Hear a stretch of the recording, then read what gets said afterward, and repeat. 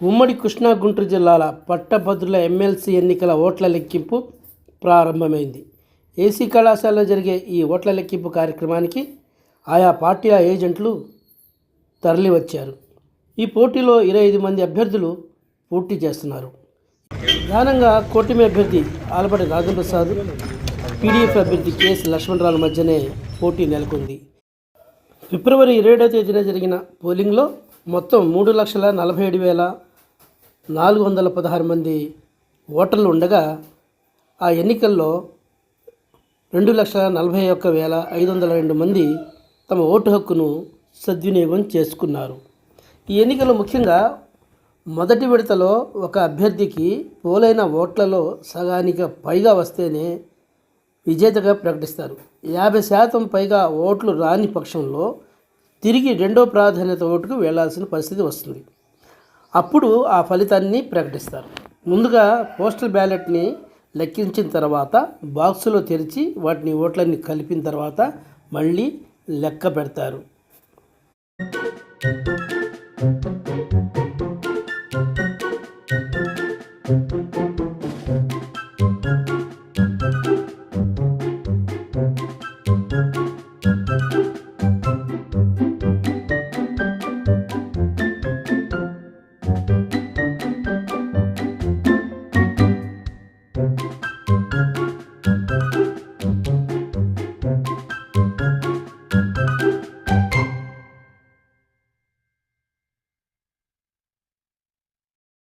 ఎన్నికల్లో విజయం తమదేనని లక్ష్మణరావు వర్గం భావిస్తోంది.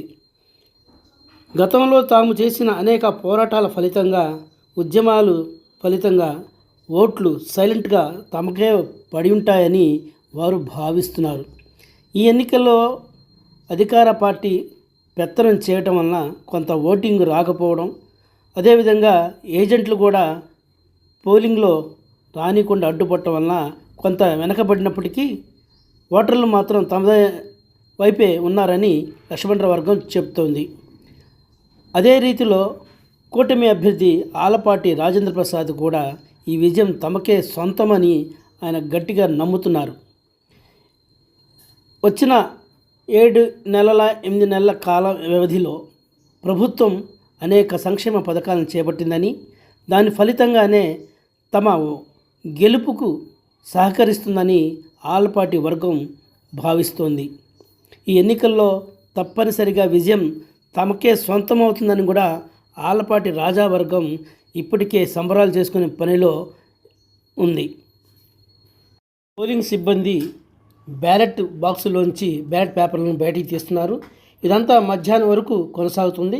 మధ్యాహ్నం లంచ్ తర్వాత పోలింగ్ సిబ్బంది ఓట్లను లెక్కించే పనిలో పడతారు. రాత్రి 8 గంటల తర్వాత మొదటి ప్రాధాన్యత ఓట్లను లెక్కబెట్టి ఫలితాన్ని ప్రకటిస్తారు. ఇప్పుడు ప్రస్తుతం ఏసీ కళాశాల వద్ద గట్టిగా పోలీసు బందోబస్తు ఏర్పాటు చేశారు. సమీప ప్రాంతాల్లో కూడా ఎక్కడ కూడా ఎవరిని కూడా దగ్గర రానికుండా పోలీసులు గట్టి నిఘా ఏర్పాటు చేశారు. ఏసీ కళాశాల, సెయింట్ జోసెఫ్ ప్రభుత్వ ఆసుపత్రి దగ్గర జనం గుమికూడకుండా ప్రత్యేక చర్యలు చేపట్టడం జరిగింది.